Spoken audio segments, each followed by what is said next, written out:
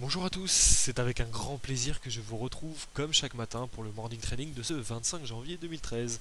Alors comme d'habitude, nous commencerons avec un petit récapitulatif de la veille sur l'indice du CAC 40. Alors ce CAC 40 justement, parlons-en, clôture à 3752 points avec une progression quand même de 0,70%, ce qui n'est pas grand chose mais tout de même, surtout pour 2,34 millions d'euros échangés, donc quelque chose d'extrêmement faible, donc c'est plutôt une bonne nouvelle, c'était plutôt une bonne journée pour notre indice. Alors voilà, on va se pencher directement sur le graphique et on va voir que la bougie, donc une belle englobante, celle de hier, belle progression. On avait réintégré le triangle justement depuis le 1er janvier 2013, donc c'est ça qui est assez intéressant. On en est ressorti très clairement hier.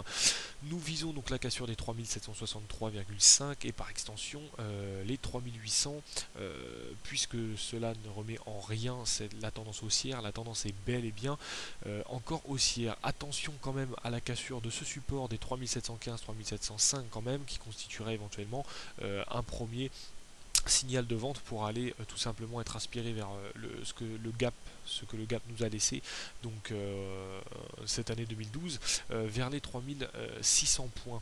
Alors voilà, donc ça c'était pour l'analyse technique. Maintenant je voudrais juste me pencher sur quelque chose qui me semble important. Pourquoi une progression de 0,70% avec un volume aussi moindre que 2,34 millions d'euros échangés? Alors tout d'abord parce que le TGV a fêté ses 2 milliards de voyageurs, donc ça c'est toujours un événement très très porteur, vu que étant donné qu'il se fixe de nouveaux objectifs toujours plus hauts, donc ça c'est toujours intéressant. Le Crédit Agricole qui réduit encore sa part des banques Inter et qui cède encore une fois une partie de son capital, enfin du capital investi en tout cas, 5,2% en l'occurrence de liquidation, et donc une prise de bénéfice pour la banque verte et blanche.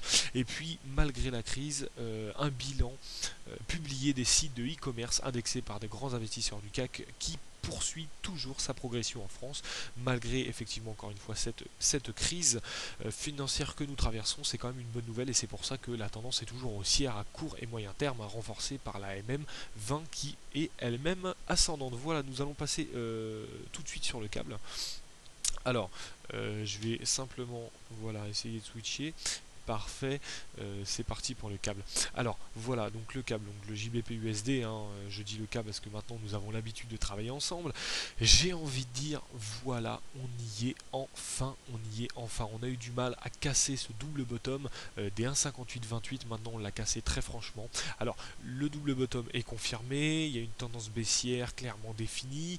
Maintenant la question qu'il se pose, c'est va-t-il y avoir une formation de pullback ou non?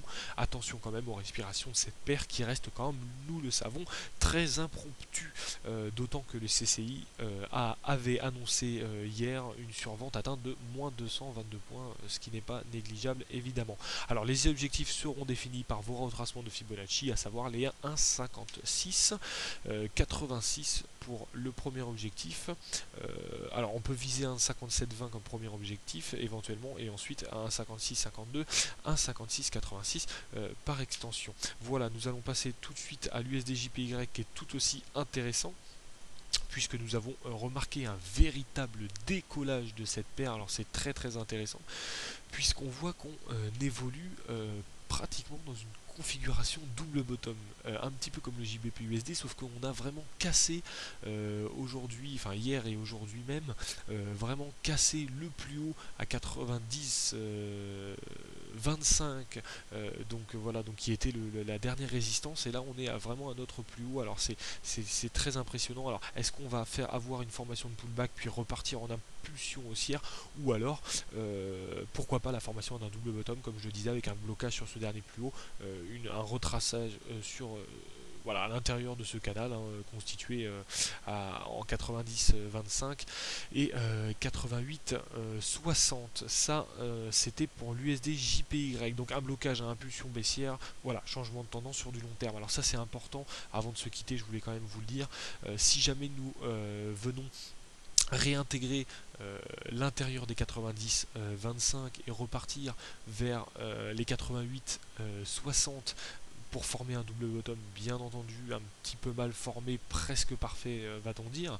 Et si nous cassons effectivement ce bottom comme le JBP USD actuellement, ça pourrait être éventuellement un changement de tendance sur du long terme, donc à surveiller de très près. Voilà, c'est fini pour ce morning trading du 25 janvier 2013. Je vous souhaite vraiment une très bonne journée, de très bons trades, et n'oubliez pas de vous abonner sur ma chaîne YouTube afin que l'on puisse se réveiller tous les matins ensemble. Voilà, à demain, ciao ciao.